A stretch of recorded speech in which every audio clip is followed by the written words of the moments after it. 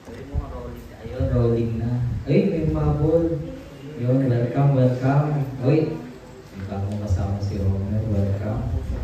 So, saktong-sakto kayo. Pwede kayo tabi. Pwede yan. Para sa'yo talaga yan. Ano pangalan mo? Christian. Welcome, Christian. Welcome.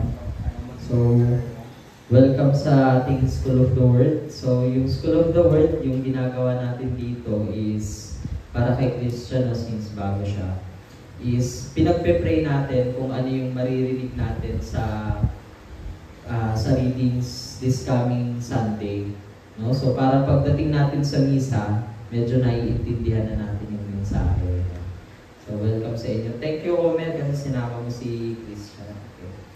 So, nabigla lang din ako kasi nga, wala naman talagang preacher tonight. Dapat nga cancel ko eh. Sayang.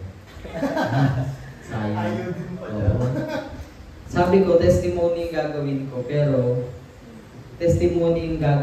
pero ang layo ng testimony ko sa readings today. Sabi ko, paano the testimony about marriage? Paano asawa? Asawahin ko si Andre. Mahirap yun. Dami pa mo. Ayan. So, ayun nga, medyo challenging talaga siya for me. Kasi nga, sorry I was really, when I was writing the guidelines, I always write it in English. And hindi na ako nagkaroon ng time na ayun, may humabol si Sister Elaine. So, welcome Elaine. Alam namin pagod ka. English. Sige. When I was a child, way back in the days. Pero nga, seryoso na. Taon-taon na naman si Andre. So, nung sinabi na ako yung magbibigay ng guidelines, hindi nag-volunteer pala ako. Nung nag-volunteer ako na ako yung magbibigay ng guidelines, no? Nagsisi ako. Kasi, sabi ko, nung binabasa ko na yung reading, sabi ko, paano ko ba i-integrate yung readings sa yung gospel? Una, dun sa testimony na dati bibigay ko. Tapos, pangalawa, paano ko siya i-integrate sa reality ng youth, ng teens and youth. Sabi ko, parang medyo mahirap siya eh. Kasi, I was thinking na baka masyado pang maaga para sa atin na pag-isipan o pag-usapan yung pag-aasawa. Kasi yun naman yung pinag-usapan sa first reading sa gospel. Pero I know for sure naman na hindi naman na tayo inosente sa topic ng marriage. Ng marriage, o di kaya ng romantic love, o di kaya ng falling in love. Kapag love nga yung pinag-uusapan, laging 100% yung ating pakikinig. Diba, Notch? So I think this is something na we already have in common, in our age, We love talking about love.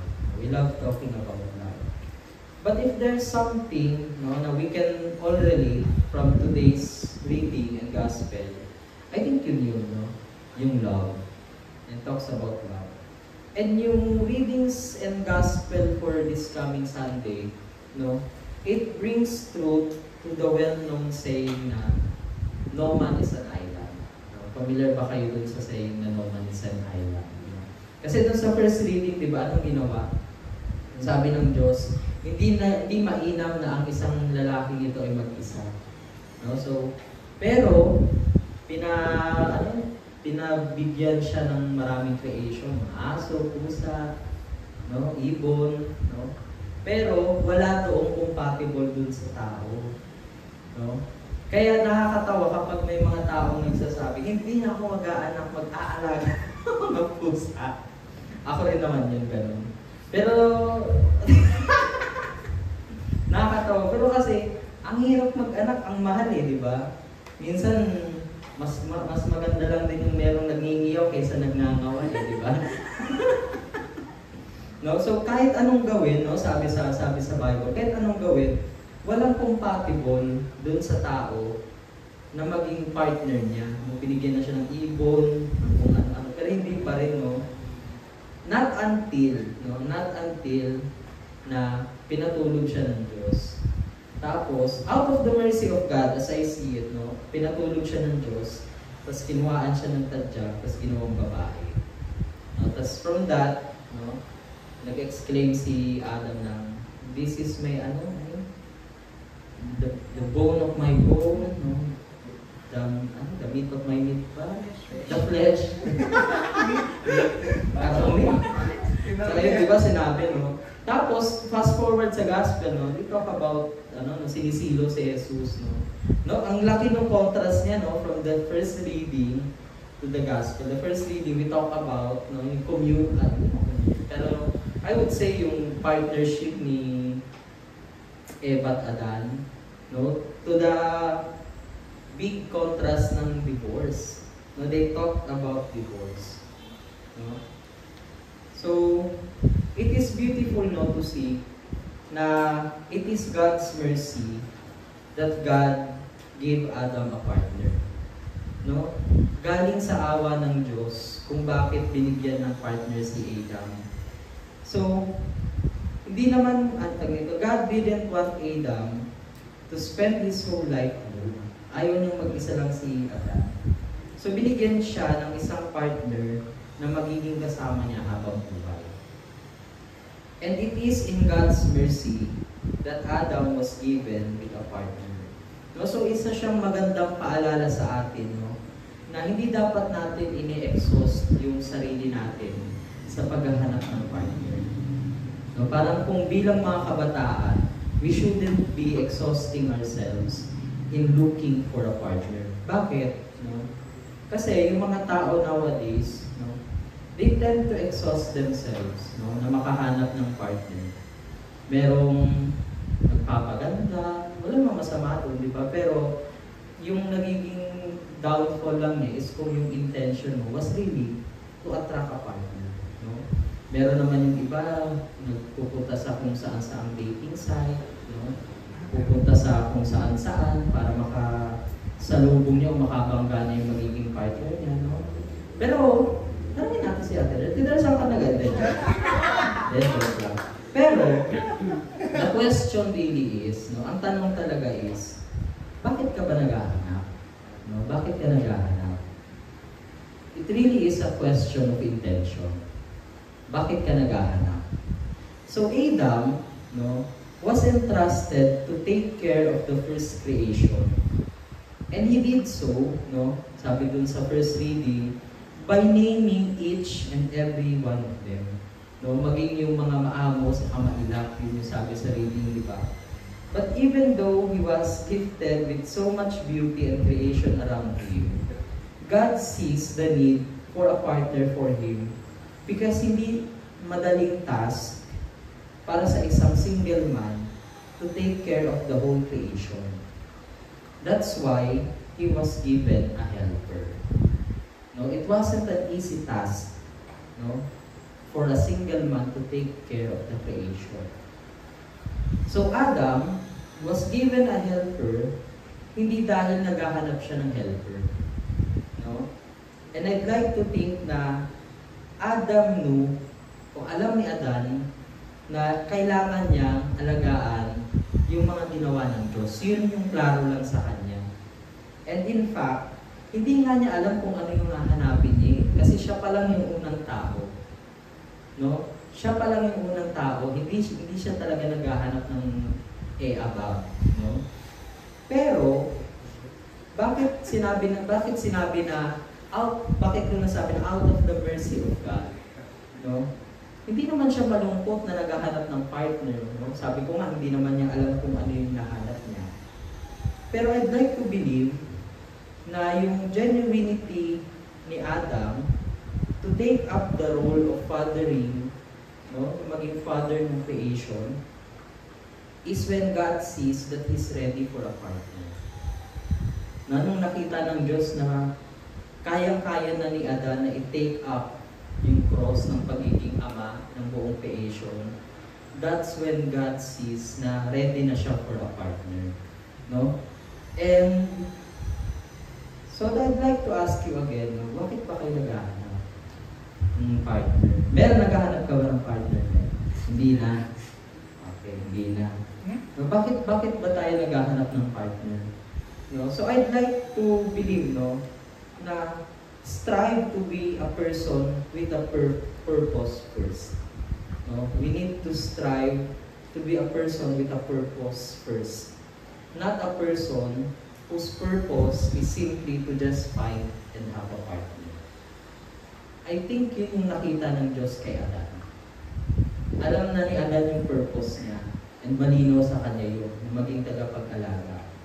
And nung nakita ng Diyos na kaya niya ng mag-alaga, binigyan siya ng Diyos ng isang mga alagaan din, no? Nung makakatulong niya sa pag-aalaga, which is yung partner niya, no?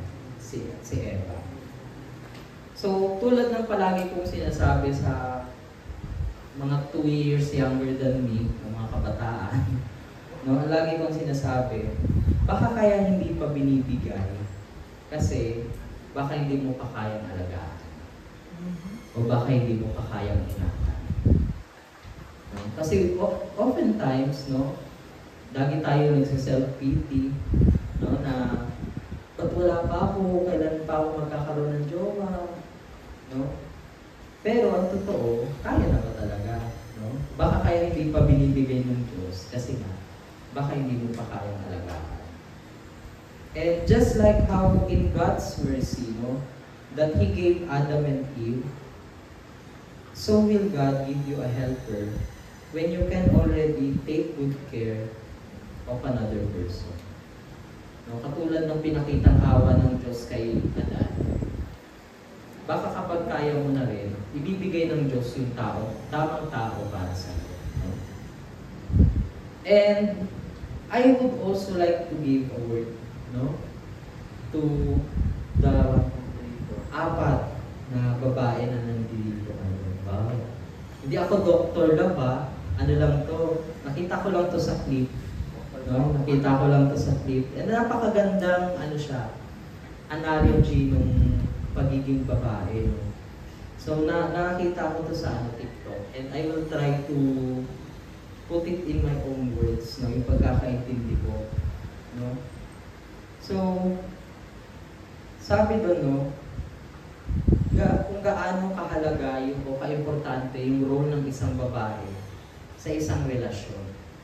Natatawa si ate dahil alam na niya yung importansya niya talaga. Yeah. So, I hope, no, ito seryoso, no, women, I hope you realize, no, how great, no, the importance of your role, no, sa partnership. No? Kasi you are created to become a helper. No? Ginawa ka para maging katulong. Kaya ko na sabihin. Natatawa kayo?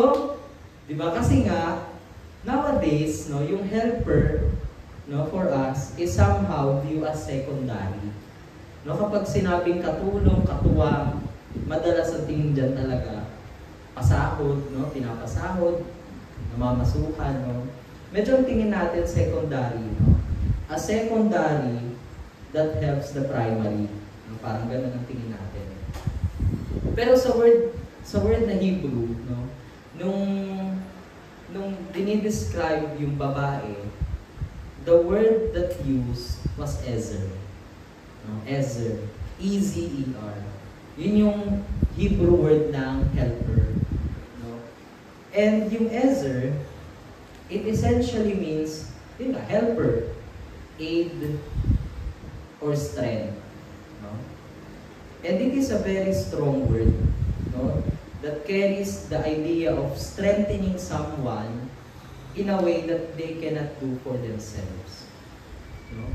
In a way that they cannot do for themselves. Pero yung nagbibigay ng ibang meaning dun sa word na Ezer or helper is that throughout the whole Bible, Ezer o helper is the word na ginagamit ng Diyos, no, para i-describe yung sarili niya in relation with Israel. No? So when God called you, women, no, as helper, the first thing na naisip niya, no, was the word that He uses to describe Himself. No, imagine. di ba, we wouldn't say na God is secondary sa Israel, di ba? When we say na God is a helper, we wouldn't say na God is secondary sa Israel. But we would say that God helped, no, aided, no, and strengthened Israel in a way that she couldn't do for herself. And we know that, no, in the story of the Old Testament. Maraming beses na tinulungan ng Diyos ang Israel. No? So you hold this kind of value, no, in making a relationship work. So, ganun ka-importante ang A-above. No? Kaya ang mga A-above at nire-respeto yan, di ba? Mga A-above. Tama. Tama, Nodge? Tama. No? Pero, no? Pero, hindi, wala pa lang pero. But each and every, pero, hindi lang to sa mga babae yung pagiging Ezer. No? Yung Ezer na to, we are all called to become Ezer to one another. No? Each of us is being called to become a helper in our relationship. Kung ano yung pagkukulang ng isa, yun ang punan mo. No? And kung may pagkukulang ka, pupunan ng isa. So we are called to be Ezer to one another. No? And ito, alam ko gustong-gusto yung topic talaga to. In considering a partner, no? in considering a partner, is this a criteria that we are looking for? Ito ba yung hinahanap natin? No? Na tayo kumaang-maangan, lahat naman tayo no, looking for love, no? As early as now, di ba? Do we look for a partner who has the capacity to become an Ezer? No? Yung maging helper ng ating buhay. No? Pero before we ask those questions, I think the million-dollar question is, am I an Ezer? No? Ako ba, sa sarili ko, am I an Ezer? No? Bago ka maghanap ng kung sino-sino sa buong mundo, no? Tanungin mo yung sarili mo. No? Naghahanap ka ng ideal partner, you should ask yourself first, am I an ideal person? No? May narinig na akong payo sa TikTok lang din to. No? Sabi niya, kung maghahanap ka ng partner, ano mo tayong pangalan ng pare eh? Hindi ko alam kung pare to at or hindi, basta magaling siya na tao. So, nagsabi niya, pare, naalala ko pare. Nung time na to, bata daw siya, tinitingnan niya kung ano yung gusto niya sa isang babae.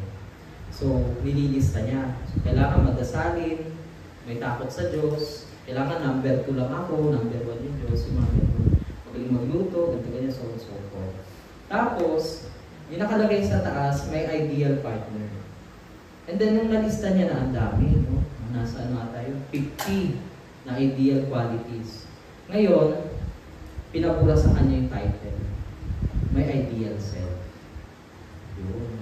So kung ano yung hinahanap mo sa iba, no, first and foremost, it should reflect of who you are. No? Are you an Ezer? No, that's why yun yung tanong sa atin. Am I an Ezer? No, so bago natin tanungin yung Diyos, no, na Lord, I want an Ezer sa buhay ko. We should ask, no, Lord, am I an Ezer? Or do I have what it takes to become somebody's Ezer? No? Or helper? Am I the kind of person that helps, no, that aids, that strengthens, no, or brings out the best in somebody? No? Am I the kind of person na tinutulungan ko yung partner ko na mapalapit sa totoong source ng love? No? Do I lead people closer to God, or do I lead them to myself? Do I lead them to myself? Ako ba yung uri ng tao na nililid ko yung partner ko into a relationship towards others? No? Does this partner na hinahanap ko, no, helps me to become better in my relationship? Or palaging dalawa lang kami sa sarili naming mundo? Magandang itanong yun. No? Kasi karamihan ng mga kabataan ngayon, no, ginagawang mundo yung dapat tinatao lang. No? Ginagawang mundo yung dapat tinatao lang. What ano? Supposedly, no, the relationship that you have should lead you to a better understanding of others also. No, that's something that I realize. No, dapat dinadagdagan lang niya yung mundo mo, hindi niya binabawasan yung mundo mo. No? Pagang. And it's also important to ask, no, am I the kind of person that brings out the best in others? Am I the kind of person that helps, no, brings out the best in others? No? O yung partner ko ba, ganun din yung ginagawa? Is this the kind of partner that brings out the best in me? Or do we make each other worse? Merong ganun. No? Kaya nadadagdagan yung mga ano sa mundo eh. Mga ganun. And we are called, no? We are called to be Ezer. And this lack of being a helper, no? Yung kawalan ng pagiging helper na to, is what leads us to the problem that the gospel is facing. No, yung kawalan ng Ezer, yung dahilan ba't may ganung problema sa gospel. No, people are asking Jesus, tama ba na hiwalayan mo yung partner mo? Pero sinagot sila ni Jesus na, ano bang sabi ni Moises? No? Kailangan may divorce bill, ganun. Parang ganun yun sa time natin. Pero sabi ni Jesus, kaya naman may divorce bill kasi matitigas ang ulo niyo. No? Kasi matitigas ang ulo ninyo eh. But God, in the beginning of our lives, created us to be in communion with a partner or with our partner. No?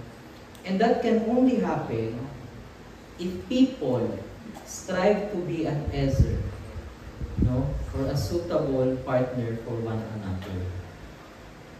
And the real problem naman talaga, the real problem is not that the divorce exists. Kasi imagine, ang init-init na topic niya today, no, yung divorce. Pero existing na pala siya even at the time of Moses. No, so the real problem is, hindi dahil nag-e-exist yung divorce. The real problem is that we lack the love to make ourselves better for one another. No? We lack the love to make ourselves better for one another. The world is full of people who say, I'll take care of myself, you take care of yourself. No? Asikasuhin mo yung sarili mo, asikasuhin ko yung sarili ko. No?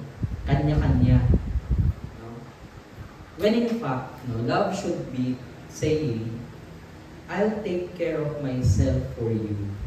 You take care of yourself for me. Ang sweet, diba? Imagine sasabihin sa'yo, take care of yourself for me. No, alam mo yung sino pinaka-best example ko nito? Idol na idol ko talaga. Si Boss Jason. Si Boss Jason. Nung na-in love si Boss Jason, hindi kay Sheila, sa youth. Nung na-in love siya sa ministry with the youth, doon siya nag-start na alagaan yung sarili niya. Intermittent fasting, naging doktor bigla si Jason eh, no? Parang kung anong sabihin mong sakit, alam niya kung anong pangontra, no? So ganun pag nagmamahal, no? You take care of yourself for the person you love. No? And that is the call for each and every one of us, no? The call is the love, no, that helps us to be better or to better ourselves so that we can be better for others. And it is the same love that So this is the same love of Jesus, no, na sinasabi ni Saint Paul dun sa second reading. No? Jesus, sabi no, Jesus for a little while was made lower than the angels so that by the grace of God, He might taste death for everyone. No? He might taste death for everyone.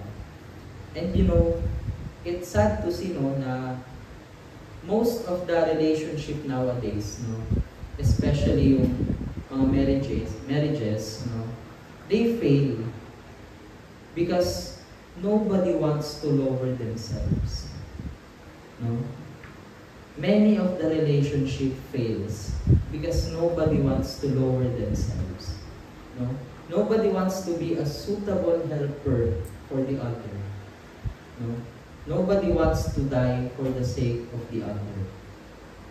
Lagi na lang ang tanong, bakit ako? Palaging ako, palaging ako. No? But never the question is, bakit hindi? No? What happened to the love of the people today? No? Nobody wants to lower themselves. But at the same time, we are beautifully reminded by those people who center their relationship with God. No, nakakatuwa na even though we see this so much chaos, no, in our family life, in our relationship life, no, may mga tao pa rin talaga na nagpapatunay sa atin na true love does exist. No? And kung gaano ba kaganda maging isang helper, no? Kung gaano kaganda na i-lower yung sarili mo and to die from yourself just so you can love the other. No?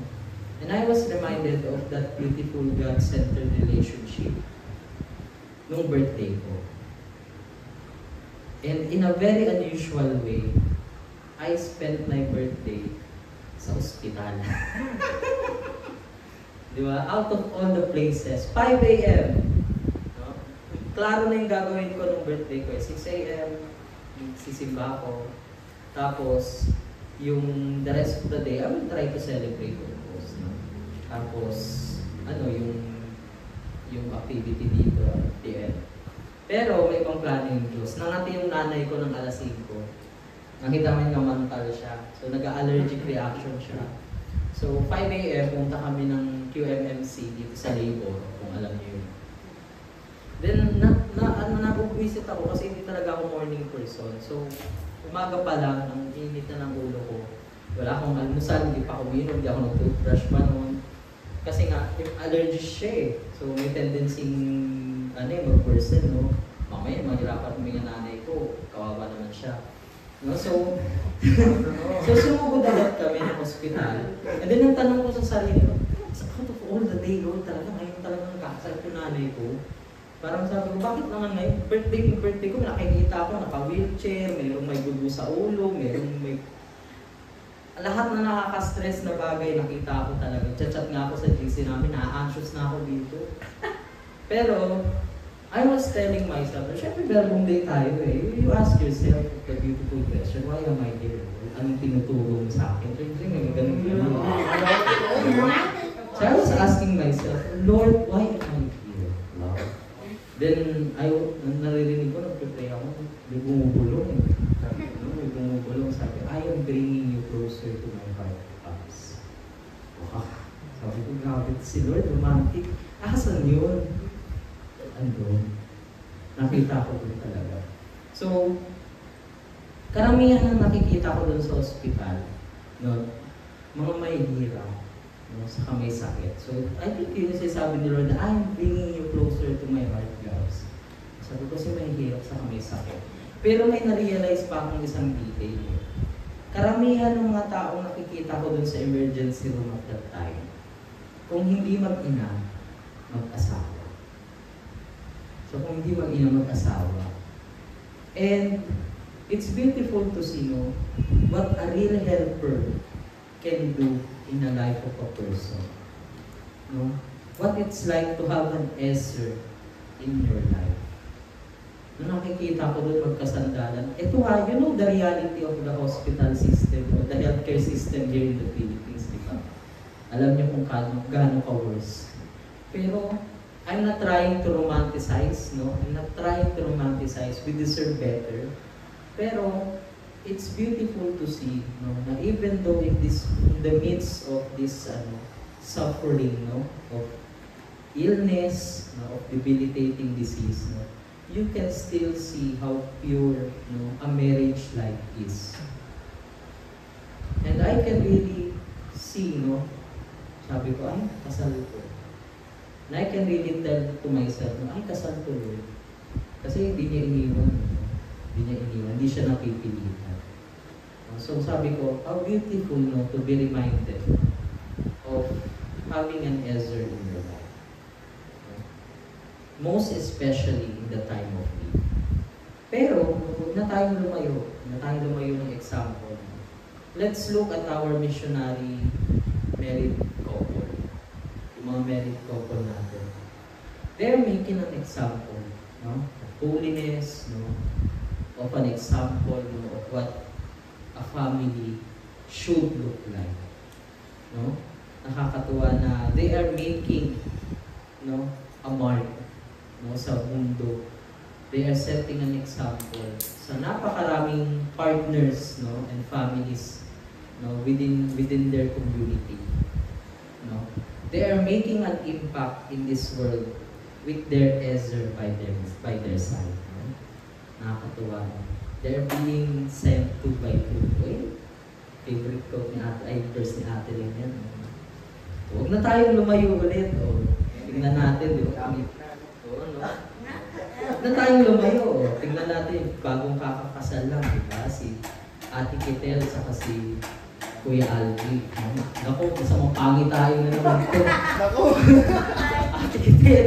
Joke. No, huwag na tayong lumayo ng example, no? Si Ate Doc, no? Sila Ate Doc, Ate Kitel, si Kuya Algie.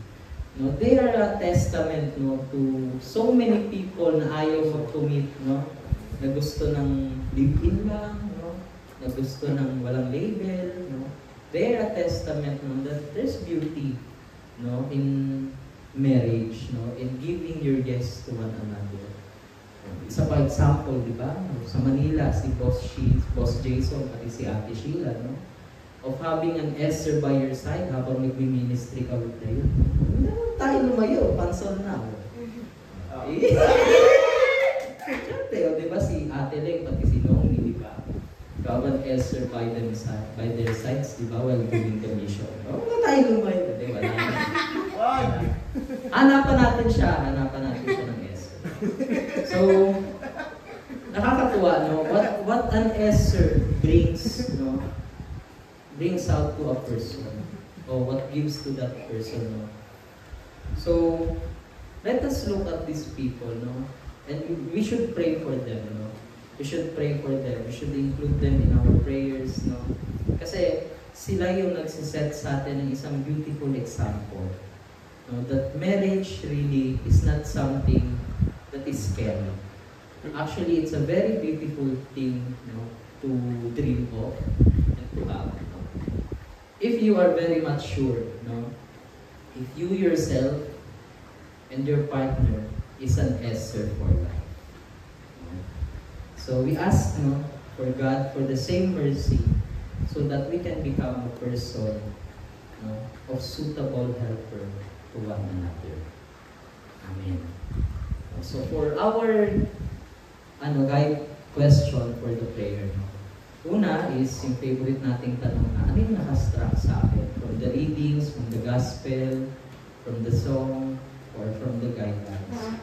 And then, first is, am I an Esther? No? I think it's very much beautiful to think of that question. Ako ba sa sarili ko, am I a suitable helper? And third is, am I an Esther, no? That leads people first to the true source of love, which is God. And then second, to others. And then third, no, to better myself. I hope you enjoy your prayer time. Magkakaroon tayo ng 20 minutes, no? 20 minutes na prayer time.